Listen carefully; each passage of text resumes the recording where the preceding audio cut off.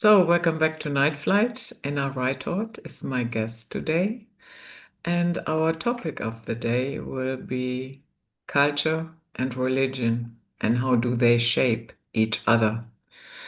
And yeah, Enna, I think they shape each other. Or would you say there is one that sh shapes the other? What is your experience? I think, well, I would go back to before there was religion, Mm-hmm. when as humans we were naturally, attuned to the subtle world all around us.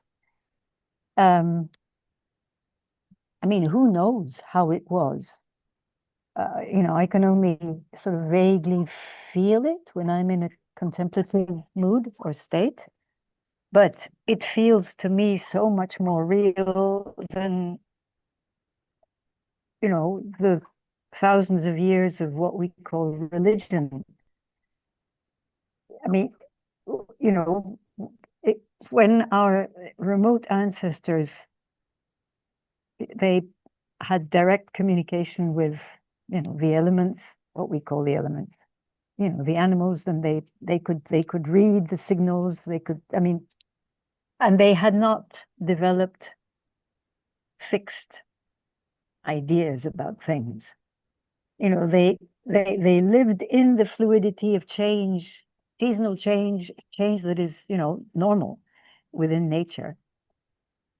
Um, then at some point they started to perhaps determine that there was,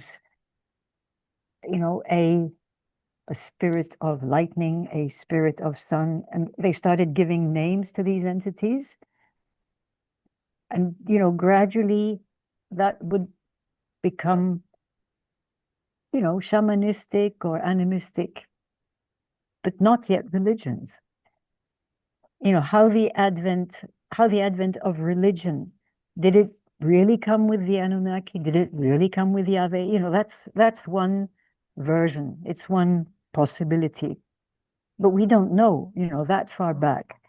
We would have to have a lot of remote viewers and deep meditators going there and then comparing notes, 100 people, and then we might be able to come to some kind of consensus about how it started to happen. But I think, the major change is when what we call religion, institutionalized, organized God worship, happens, and it seems to happen together with the coalescence of the ruling classes, the religious and the secular, or they could be one and the same person. They were god kings in certain cultures, and until not very long ago, in my part of the world, the Cambodian Empire was run by a god king. Okay, that's the way it was understood. Yeah, or And priest kings were also very fashionable. Yeah. that's the same thing, basically. Priest king or god king, it doesn't really matter. It's just, okay, different words to indicate that this guy who's actually immortal like you and me is somehow, okay, he's born of some god entity. But then how it becomes constructed in the minds of the priest class, this the supreme being or beings, and how this is made to percolate into the minds and souls of ordinary people. But in general, it's very interesting to see how ordinary people continue to have their animistic beliefs and rituals. And I'm seeing this in a big way with, my study of Russia. These animistic things, they still exist now, in spite, of the persecution that they had with Orthodoxy, and the fact that, well, the Soviet Union was in principle atheistic. So I'm seeing it here. There are, ritual specialists who are not specifically Buddhist monks, but there are also Buddhist monks who do white or even black magic.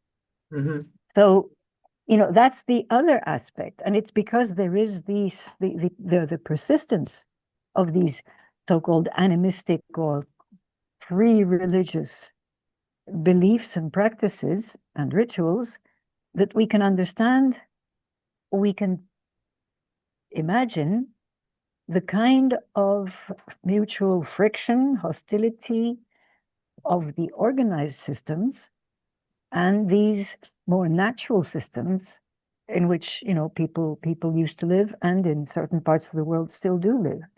All the places in the world, like in Africa or in Southeast Asia, some parts of Latin America, where there is still very powerful folk magic.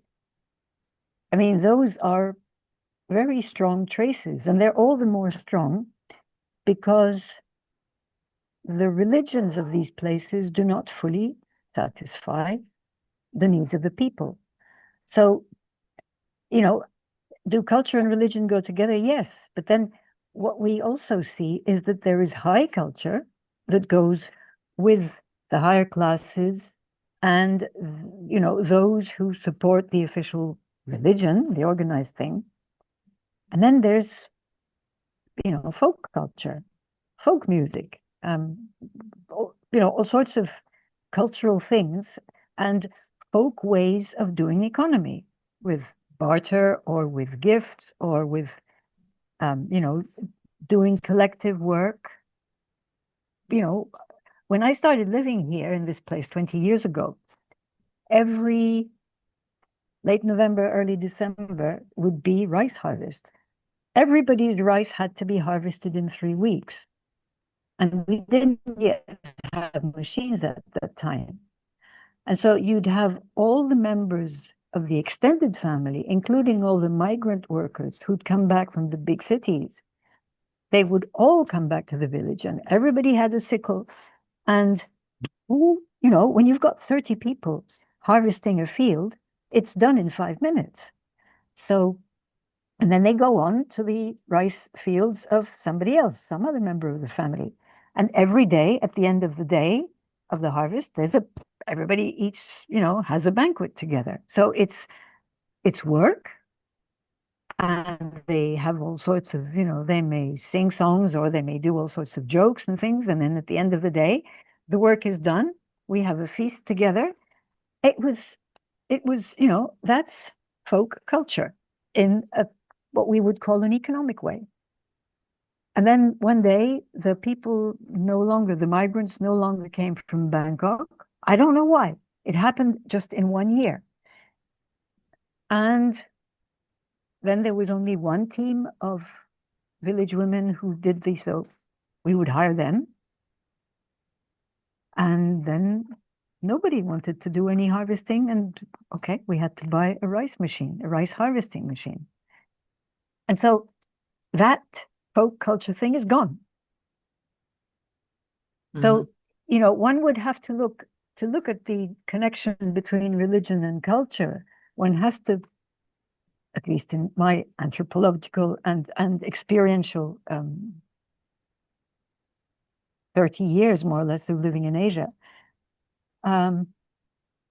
there's what is coherent within a folk culture and the folk beliefs that are pre-religious. And then there is what is organized above. And the thing is that, the religion that is organized from above does have, hello, there was a caterpillar. It does have an organizational value. When you start having a large population,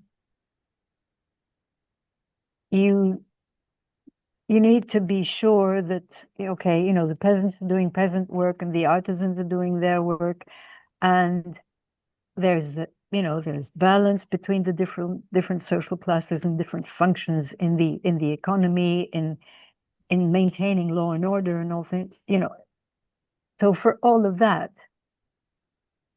religion, in as much as it has a moral code and moral teachings, does play a, let's say, useful role.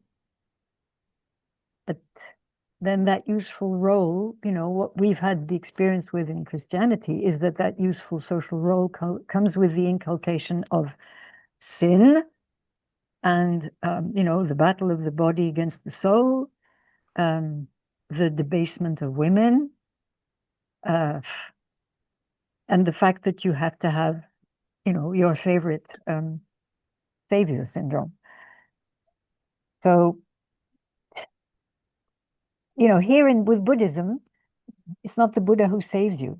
The saving grace of Buddhism basically is that it does not have a God. And okay, the priests or the monks, they do a whole bunch of praying for any major, somebody died, or somebody's inaugurating a new house. So those people know the chants that are supposed to contain the power of, I don't know, grace or the good grace of the spirits. But it's not a savior thing. You don't expect the monks nor the Buddha to forgive your sins. And that's where you've got the doctrine of karma, which in those terms it's more useful than the business of, getting somebody to save you because you've sinned or because, well, for whatever reason. You're not counting on somebody else to save you. So that's one very great advantage, of Buddhism as an organized religion, which is it's less mind controlling, uh, it's less devious. So, but those that have a God, you know, the interesting thing is that the West rebelled against this system because the church, during the Middle Ages got phenomenally rich, started selling, indulgences whereby give us a lot of money and we take away your sins. It's became a marketing gimmick. It became a form of economic, blackmail. And then you had Luther and Calvin and all those good people who started, hey, this is not what the scriptures say, and somehow it's not very rational. And at the same time, you had this Renaissance thing of rediscovering the cultural heritage of antiquity, and this huge burst of artistic creativity. There was, those were also the days when, you had the great expeditions of Christopher Columbus, preceded by the Portuguese and the Spaniards. So there was this huge new opening, which was way beyond what the Catholic Church could handle. And it's interesting that if the Jesuits had not come on the scene, the Catholic Church may have actually disappeared or become very marginal. So, what's the relationship between culture and religion there? In the Renaissance, you had the general culture of educated people that produced all this art, all these new intellectual sort of beginnings. Alchemy went off like crazy. I mean, that's the beginning of what we are now experiencing as the last phase of the great impetus of Western civilization. And yeah, I mean, the religion was still there, but it was not quite so. And a lot of people decided, well, this Catholic thing, yeah, I'll go with the Protestants. So, but what is I find astonishing is the fact that at no point through those past centuries from the Renaissance on was anyone questioning the existence of God and the need for religion. There were all these bright minds discovering all sorts of stuff. You got the Leonardos, you got the great minds of the Renaissance, and then, of the Baroque era. The huge amount of wisdom that, and then the brilliant minds of 19th century Germany. Okay, it's only Nietzsche who came up with the Gotterdammerung, if I get that pronounced correctly. Say that again. Nietzsche with Nietzsche. the yeah, the Götterdämmerung, the twilight of the gods. How do you say that in German? Im Zwielicht der Götter. No, but he used this. I mean, I remember from, philosophy teachings. It was Götterdämmerung or Dämmerung, something like that. Götterdämmerung. Götterdämmerung. Okay, there we are. So Mhm. anyway, that's it took us all the way until the 19th century for someone to come up with that notion. Out of which, unfortunately, some other people decided that there were Untermensch and Übermensch in the world. But what I'm particularly discovering now through my journeys in the story of Russia is that there is this, what is the most persistent pattern is the separation of higher and lower classes in society, and the need for the higher classes to preserve their privilege and to keep the rest, as ignorant and hardworking as possible. And this actually is a pattern that runs through everything. All the cultures, all the civilizations, not in the indigenous civilization cultures, of course. I mean, they don't claim to be civilizations. But the more you have an organized religion, you have an organized state, and then you have certain cultural sort of diktat for the way culture is supposed to keep the mindset of the lower people going, and how the higher class people are supposed to behave as higher class people, as people who organize, the work of the state, the bureaucracy, this, that, and the other. That, I think, is probably the fundamental fact of the collusion of culture and religion. Okay. I mean, this may, this may sound sort of pulled out of the top of my hat, but this is where I feel that the truth basically is. And it's the higher classes.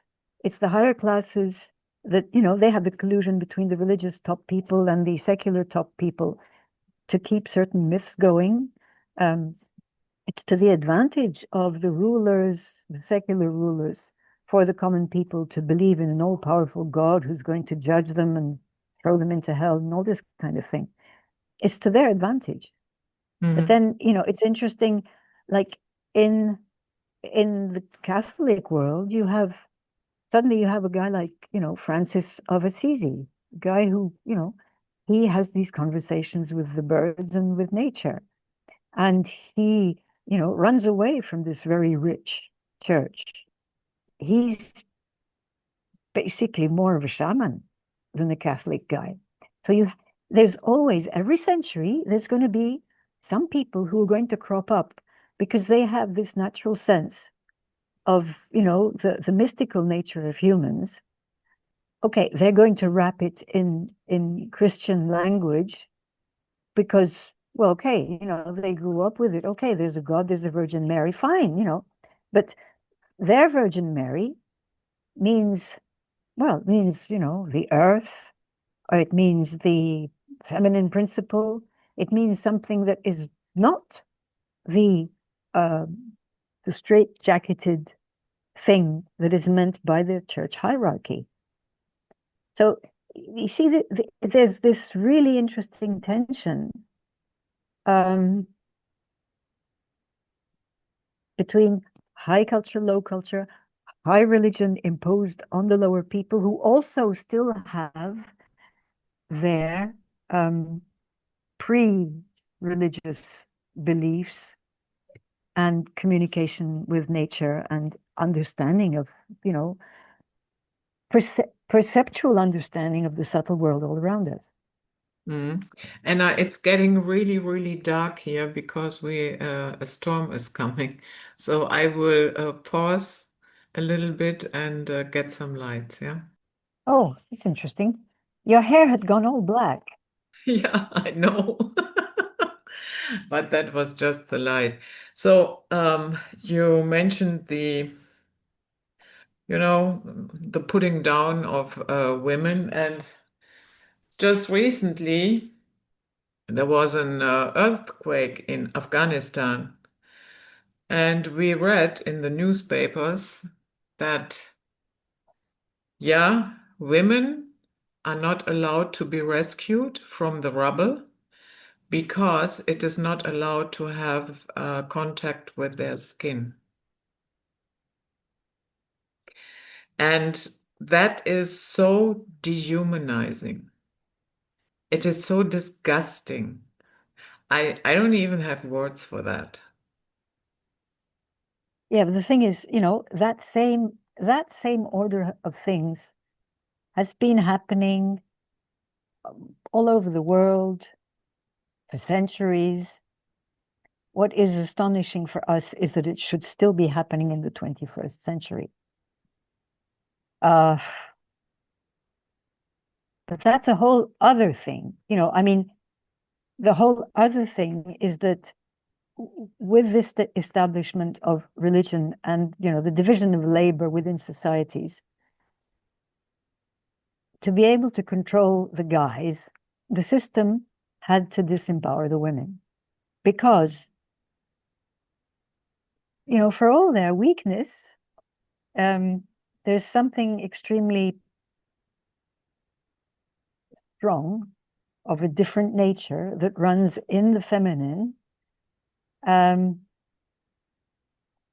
I mean, the trick of removing all power from women and putting all the power in gender relations, including at the bottom of society, putting all the power in the hands of men. I mean, that has been such a phenomenal tool of giving the illusion of power to guys, but actually removing the source of the power that resides in the partnership between the masculine and the feminine.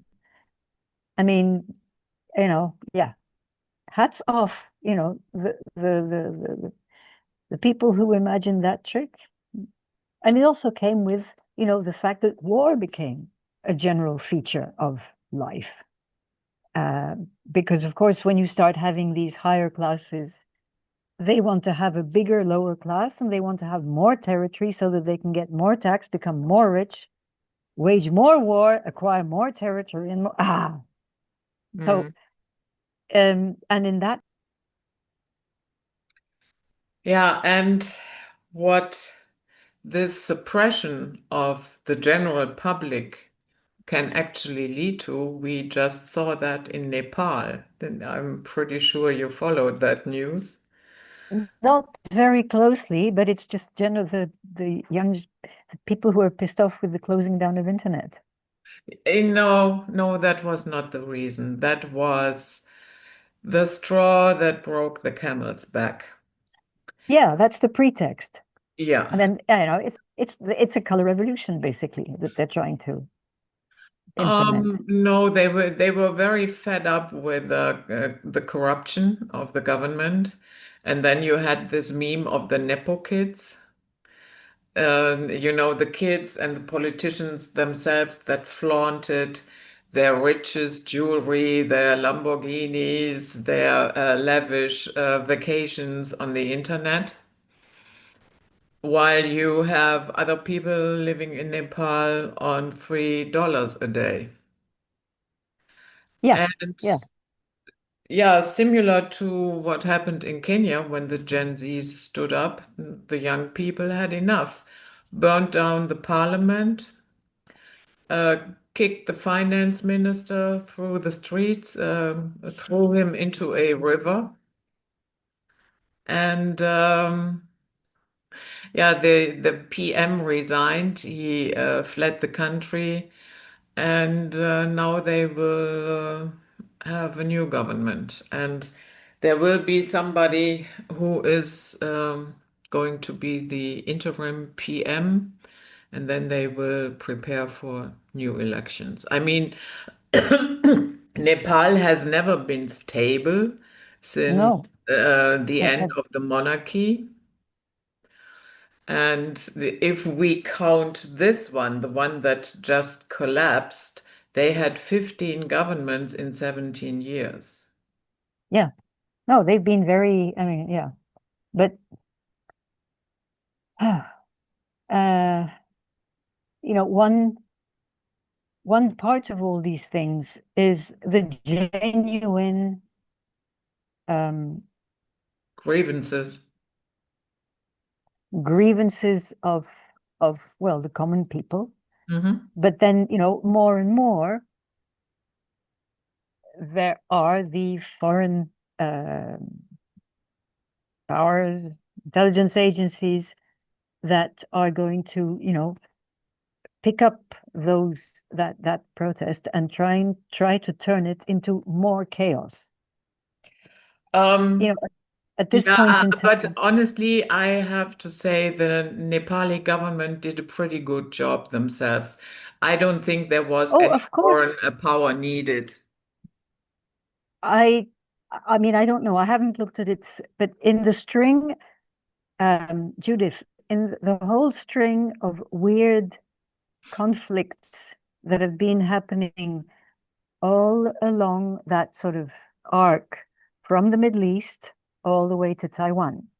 Hmm. Um, my, including the latest thing between Thailand and Cambodia, why now?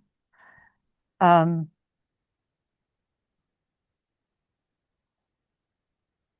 there is a power or several powers that are extremely intent on keeping Asia as destabilized as possible. So I automatically think, okay, there's a genuine grievance. There are genuine grievances all over the place. I mean, there's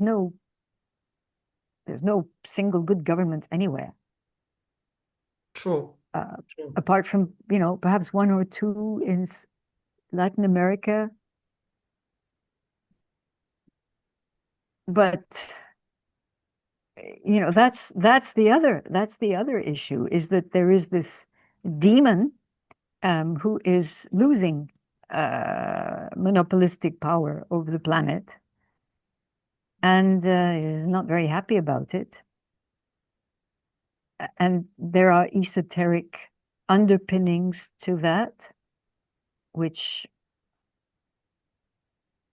I mean, it all feels so unnatural and irrational, Hmm. you know. Yeah, I Yeah, mean, what I noticed that specifically Indian media tried to spin the story of foreign influences in Nepal. And when the Nepali people responded to those clips, they said, uh-huh. "You are completely delusional." And then there were some Indians also in the comment sections, and some said, yeah, well, India is next because our corruption has reached a point it is unbearable. So, yeah, and I can imagine because Nepal, of course, is very close to India, that the Indian government is a little bit nervous about this. Of course. And Yeah. they've just been through this business, with Pakistan. Hmm. And in that thing, foreign interference was, writ large. Mm. Yeah, like, from the outset, from the partition of what used to be India in colonial times, where they created this, you know, Islamic Pakistan, they're Yeah. they're the same culture. And it's the same thing with Bengal and Bangladesh. It's the same people, it's the same culture. Um, I mean, the Brits did a great job of this. And then the whole business of, the partition of Germany after World War II, which the Soviets did not want. It was the Mm. Western powers that wanted this partition. Mm. So, I mean, Yeah. I find it, it's very safe. Take for granted that there is foreign influence in everything. And at the same time, it's very safe to assume that every population around the world is fed up with their own government. Yeah. And the thing is, how these two, you know, Yeah, it I is so, no, I it, have observed this in Kenya as well. When the huge uprising started in 2024, at one point the government accused the Ford Foundation of funding all the demonstrations, and that was really, really ridiculous. And the Kenyans themselves came out and said, now you have lost your mm, mind. But I get it. It's better to be the victim of foreign powers than to admit to yourself that you are the creator of this mess. yeah, sure. But I And mean, the and interesting thing in is a that sense, now, in a sense, by saying that, you also diminish the grievances of the people that are very real. yeah, but at the same time, you diminish the power that you actually have as a government. Because you see, it's so easy, actually. The whole thing, it's a snake that bites its own tail. Yeah. But on the other hand, one has to realize that, to be the head of a government or the minister in any government nowadays, if you're going to be honest and you're really going to serve your people, you're probably going to end up dead pretty quickly. Foreign interference takes all sorts of shapes. Look at it was four African um, prime ministers or heads of state that were shot down during the COVID thing because, there's Yeah. COVID, vaccine. Tanzania. Yeah. Okay. I mean, it's, so many, okay, Yeah, JFK. there I agree because he came out swinging right at the beginning of that entire demise and said it doesn't make sense. And he said publicly that they tested these tests with various chemicals, with with oil, pap with papaya, and with what papa, have you. yeah. Yeah, and that the COVID test tested positive because of a papaya. So, I mean, the basic problem here is um, common sense. It Mm. is, it is the whole of everything is organized so that neither leaders nor the populations can actually trust their common sense, their rationality, and their need to operate together within nation states. So, we are, and the leaders of Europe are champions in terms of, irrationality. But, what can people actually do? If you come out, a million people come out, they've got a very legitimate grievance. And either they're going to be, shot with, quasi sort of militia weapons by the police. Yeah, in Nepal, they were Or shot with live bullets. Between 30 and 40 are dead.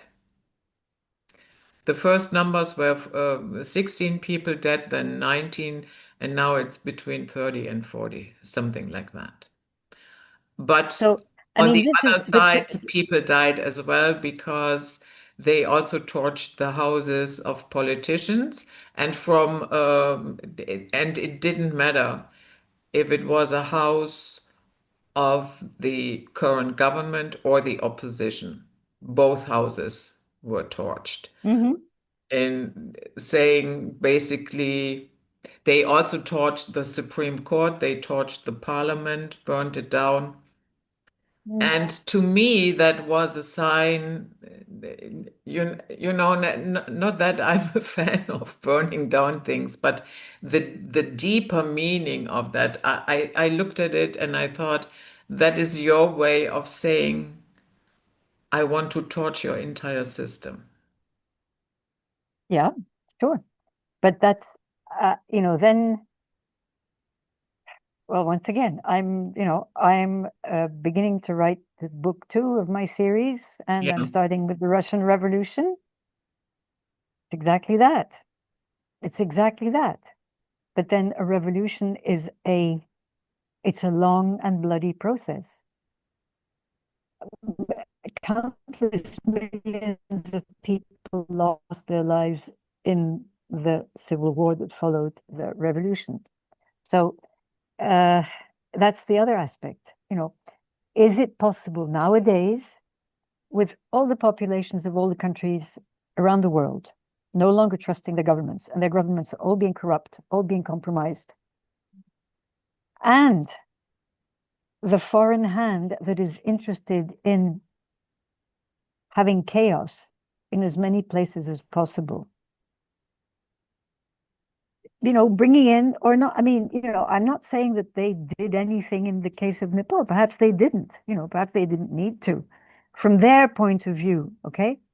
Mm. But the need of a certain foreign hand to make sure that destabilization grows more and more intense. And it's not just in one country or in two countries, this the rage in the common people in many countries, and including in, civilized old Europe. Mhm. It's growing everywhere. Where is this going to go? Um, you know, when in fact they're also pushing very hard now to accelerate the whole digitization of everything, the, takeover of management by AI, and, Yeah, electronic, Vietnam is I in the mean, whatever, process of canceling the 86,000 bank everything. accounts. Mm. And you are a little bit, how can I say this? Maybe you're Ah, okay. now you're frozen. Yeah. So, I mean, everything, but Okay. that's the way it is. Yeah, some technical Yeah. So I issues. think we Yeah, were with, I was just everything, all the whole the destabilization. Am I frozen again? no, you're not frozen. Mm. Okay. So I just said Vietnam is in the process of deleting 86,000 bank accounts, or 860. I'm not quite sure, and I forgot, but quite an amount of, and that is because you have to digitize it. Yeah, and if you do not do that on this digital platform, then your account will get deleted and you have no longer access to your account. Am I surprised? I mean, it's happening, this digitization is happening in different forms at a different rhythm in different countries. It's,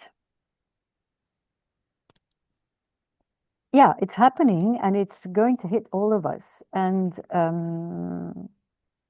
Yeah, I find it interesting that they usually pick countries, that is not USA, that is not a country in Europe. For instance, they started with Nigeria. They started with yeah, and Nigeria. that was such a flop that backfired so badly. They had uprisings within a couple of hours. People couldn't, make small payments with their money anymore, and it completely flopped in Nigeria. And then they took it back. Yeah, but then, I mean, because it was imposed on the whole of society. Now, this Mhm. business of, freezing 8,000 or 80,000 bank accounts, it's going to be those 8,000 or 80,000 people who are affected. The rest of the people are going to say, oh, it wasn't me. I'm okay. I can stay quietly, I can continue as before.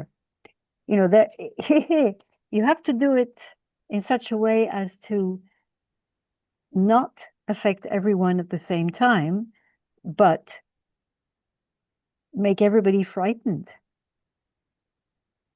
Because the more frightened everybody gets, I mean, the people who, if it were 8 million people whose accounts were frozen, 8 million people coming out in the streets would make a lot of noise. But 80,000 or 8,000, you know, is everybody else going to start getting angry? Or are they just going to sit back and be good, please don't do this to us kind of thing? It's, When you that were it's coming everywhere. It's coming everywhere. And yeah, yeah. yeah, When you were in the Soviet Union, you already said it was basically an atheistic country, but was it really, or was it just more underground? Did you have you the had the, impression there's no religion going on, or was it more of a private matter? This was the public hour. For full access of the entire interview, please join our Patreon community. Thank you.